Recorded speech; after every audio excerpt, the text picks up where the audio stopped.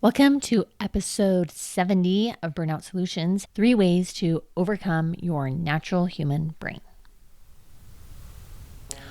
Welcome to Burnout Solutions. My name is Mona Tippett. I am a registered nurse, a life coach, an emotional resiliency expert, and a mom. I love to help healthcare workers and caretakers and just busy, capable people understand their brain and nervous system so stress, overwhelm, and frustration do not run their life. Here on this podcast, we break down burnout, emotional overload, and survival patterns in simple human language. I love to give you practical ways to feel safer, calmer, and more present in your everyday life. You do not need fixing. What you need is support and a nervous system that knows that it's safe. Thanks for being here.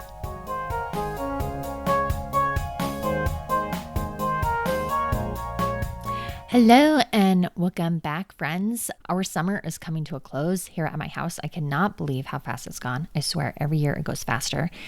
And we have a little bit less than 3 weeks until school starts. And I just think that's bonkers. And the other day I was talking to my girls and we were going to pick flowers. My daughters have a cut flower garden that they grow and they sell them just at the street corner. It's been really fun. This year, it has been a little more tricky, and we asked last year, okay, do you want to do flowers again? They're like, yes, we do. Well, it has been pulling teeth to get them to go out and weed and water, and we actually did. They did pick a lot of flowers, but they did not want to go and sell the flowers. And I thought, well, hello, that's the best part. That's the reward. And they didn't want to do it because it was hot. And so many times I have heard over this summer, I don't want to. And this is the thing that gets me. These things, even this flower garden, other things are things that we have planned to do. We wanted to do them back at the beginning of the summer. We planned it together. They were excited. They picked it. And now that it's actually time to do something, one of the things, suddenly they don't want to. The same thing happens with chores, right? We'll have a chore that needs to happen before a fun thing. And you'd think that that fun thing on the other side would be motivation enough, but nope, we still don't want to. Now, honestly, I catch myself doing the exact same thing. So this is not just a kid problem, it's a human brain problem. So today I wanted to talk briefly about what happens and more importantly, what you can actually do that I have found to help myself and sometimes even my kids when they need a little bit of motivation. So briefly, I want to talk about the motivational triad, which I've mentioned before, but this is a foundational piece that I want you to have. Your brain runs on what's called the motivational triad. There are 3 defaults wired in, non-negotiable. It is the filter that all thoughts pass through. It is to seek pleasure, avoid pain, and conserve energy. And that's it. That is the operating system. Every single human brain runs on this. Whether you're a kid, whether you're an adult, whether you're an old adult, whether you are a doctor, a teenage boy, it does not matter. This is our brain keeping us alive.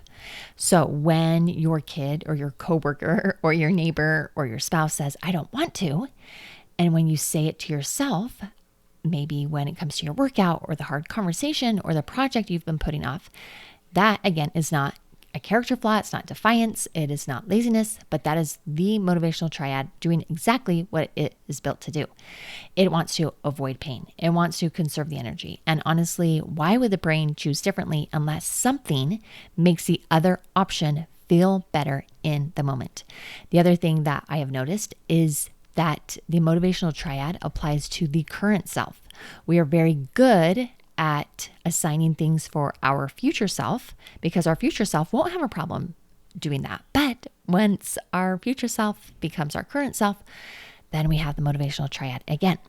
So once you know this is the default setting, something really important happens. And this is what I love about neuroeducation. This is why I personally love learning about neuroscience and how the brain and nervous system naturally work, because they are working perfectly and yet they often work against me. And because of that, I have stopped taking it personally. I have stopped judging myself and other people. I'm like, oh, interesting, motivational triad right here. And And this comes through my head several times a day. And actually, I just lived this out myself. Earlier this week, I hiked Kings Peak. This is Utah's tallest mountain. I live in Idaho. We drove down. I have been planning it for a while. I have been practicing hiking. I have been getting ready. I messaged a friend that I don't really know that well, but she lives about an hour away from the trail. And I knew that she had done this hike several times. And so I messaged her and I said, hey, will you please do this hike with me? She's like, oh yeah, totally. And so we did it together. And I knew going in that it would be hard. Like, I honestly knew it would be hard. It is 26 miles round trip. I live in Boise, where the elevation is about 2,700-ish. She lives about an hour away from the trailhead. So I knew going in that it would be harder for me, just strictly based on elevation. And we wanted to do it in one day. Okay, that's the other thing. Thousands of people do it every single year. I would say probably most people do it over 2 days. We were going to do it in one. Anyway, so we hiked up to the top. It was very doable. But what I remembered is when I got to the top, she told me, my husband took me just straight down here and it looks shorter, but it's not. And when I got up to the top, I thought, really? That does look shorter. Maybe we should do that.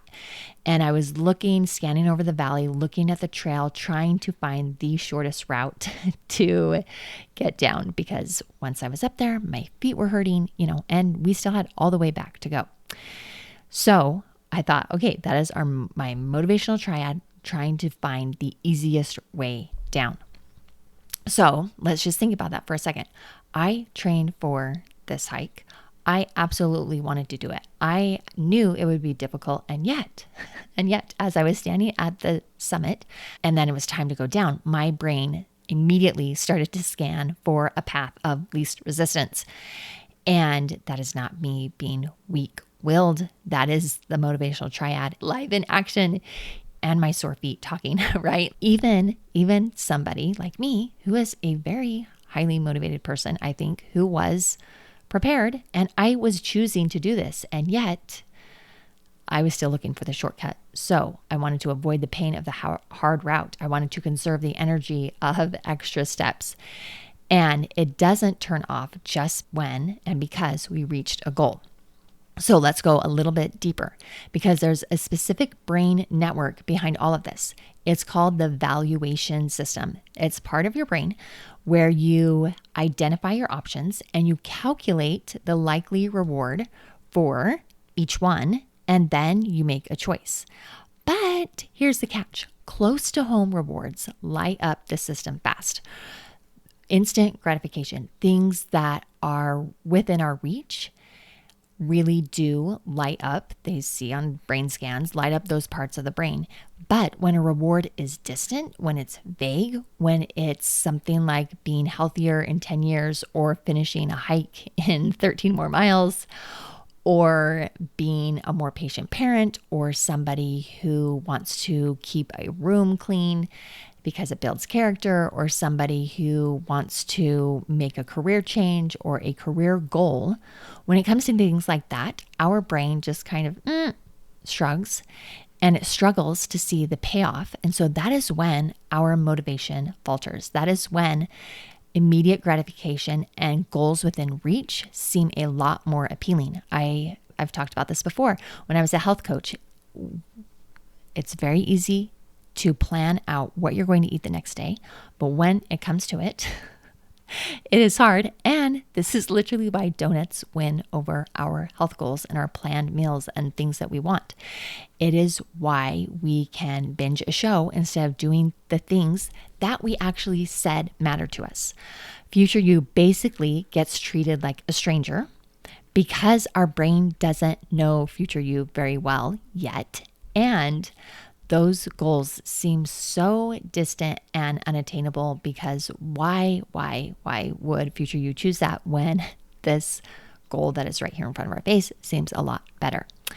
And here's another piece that I want you to know.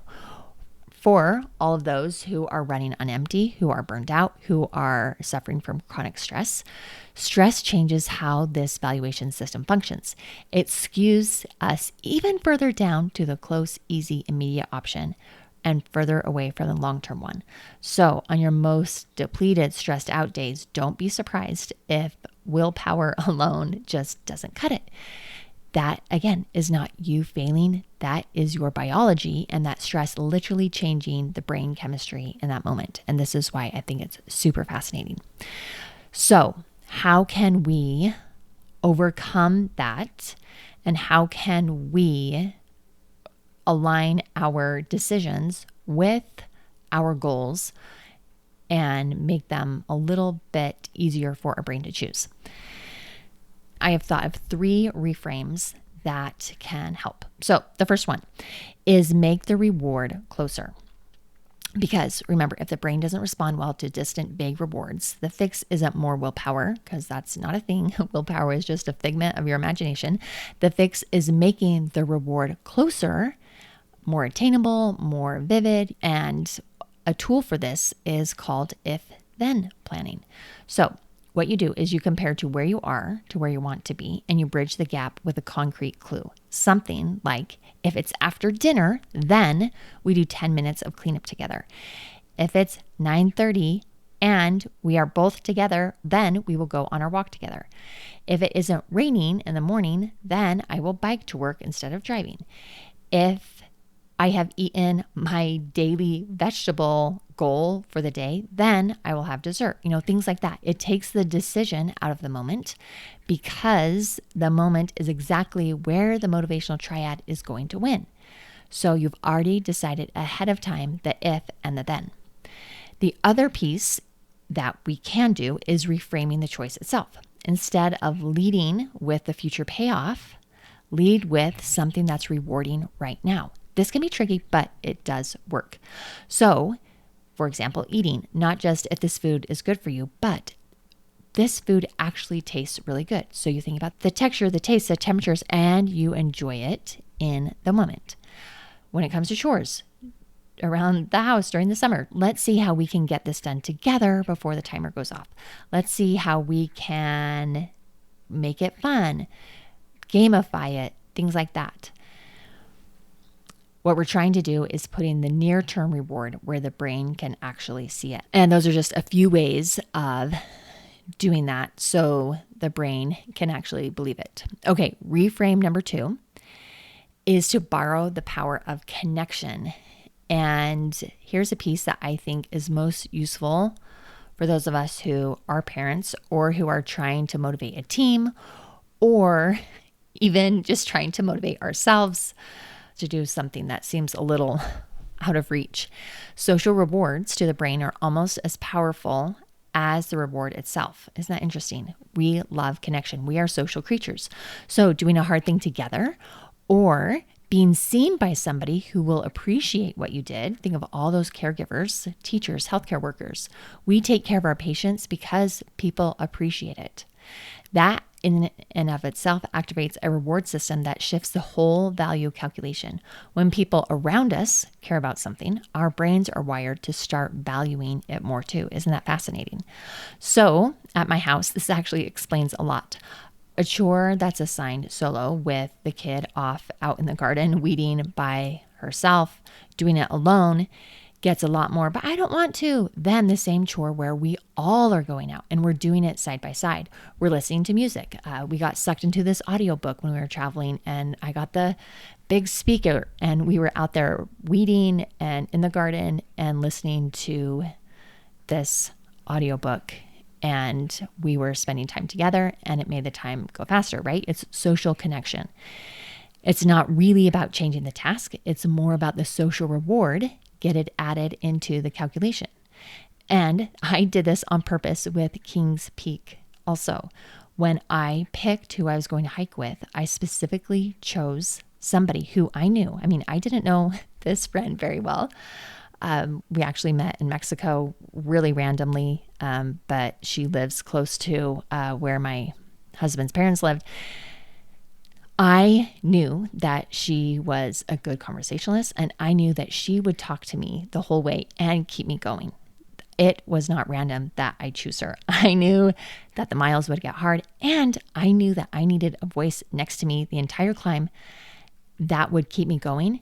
And that fun part would matter more than any amount of willpower that I could bring on my own. And it totally worked. I told my husband, I was like, I chose the right girl. She was amazing. Thank you, thank you, thank you. And her talking and getting to know her kept me going. And it was perfect. It was exactly the social reward system doing the real work to keep me going. It was literally what made me finish that hike. You can have this work for you too. If you've been trying to trade doom scrolling for reading or starting to exercise again or, anything, create a commitment with somebody else. Schedule the walk, schedule a book club, have a workout buddy. It's not just accountability, but it's literally recruiting a different and more powerful reward system to help you. I have a workout buddy, and for sure it gets me up and to the gym. Although recently our summer schedules are off with both of us traveling, and I stay up too late. But I know that I can see her at the end of her workout and I will do mine. Anyway, she has helped me create a better pattern of getting to the gym. And I'm so thankful for her too. I love people. I've been reminded of that several times this summer, that I love being with people. Okay, the last reframe is, how can I make this a double win? And this is what I want you to aim for when you can. A choice that's rewarding right now and meaningful later too. For example, my choice to hike with this friend was rewarding every single step of the way. And I knew it would be rewarding to get up to the top, and I knew it would be rewarding to get to the bottom. And so many people talked to me about this hike. It was hilarious. So many people were like, you're going to get altitude sickness. It's too much to do in one day, blah, blah, blah, all this stuff. And so many people just said, well, if you start to feel sick, just turn back. And I thought, I'm not going to turn back. I am not going to turn back unless something there's some sort of emergency, or we're injured or something, or there's a storm or whatever. I knew that I would not quit. And I knew that this girl would not let me quit, and she wouldn't quit either. So we had a double win of everything was rewarding, and I knew that we would finish it. And so we're trying to find that sweet spot. It's worth taking a minute to look for something like that before you assume that the only path is grinding through on willpower. The only path is because I said so. So how can you make it enjoyable in the moment? And how can you accomplish your goal in the future? I also want to give you permission for something though. Not everything has to be optimized. I've talked about that. Sometimes the right choice really is to rest, or to have a treat, or to let a chore wait until tomorrow. And that is not a failure of discipline. That is a legitimate choice too. And pretending otherwise could be part of what burns us out. So trust yourself. That's part of why I have been sleeping more and missing my workout partner. I am getting to bed way too late in the summer, and I need that sleep. So there's a time for everything. So let's just finish up. The next time you hear, I don't want to, from your kid, from the voice in your own head, from your coworker, I want you to remember that it's not defiance or laziness, but hear it as your brain's motivational triad doing exactly what it was built to do. And then how can we override it? Well, it's not more willpower. It's not working harder. It's not pushing through. It's not white knuckling it. It's making the reward closer, more attainable, more vivid, more connected. And sometimes it's just letting yourself rest because you truly do need that. So for the next few weeks, as summer is finishing up, when I hear I don't want to for the 40th time, I'm going to try to remember that's not the battle. That's just the brain being a brain, and mine included. If you would like help figuring out where you're relying on pure willpower instead of working with your brain instead of against it, and how your brain and nervous system are working perfectly and they're working against you, that is exactly the kind of thing that I love to dig out in my burnout recovery call. The link is in the show notes, and I would love to have a chat with you. So thanks for listening, and we'll talk soon. Every week, you're learning something new here on this podcast, and that is a powerful first step. But guess what? Information alone doesn't create transformation. True change happens when you start to think differently and shift the nervous system patterns that drive your behavior. As a coach and an emotional resiliency expert, that is the work I do.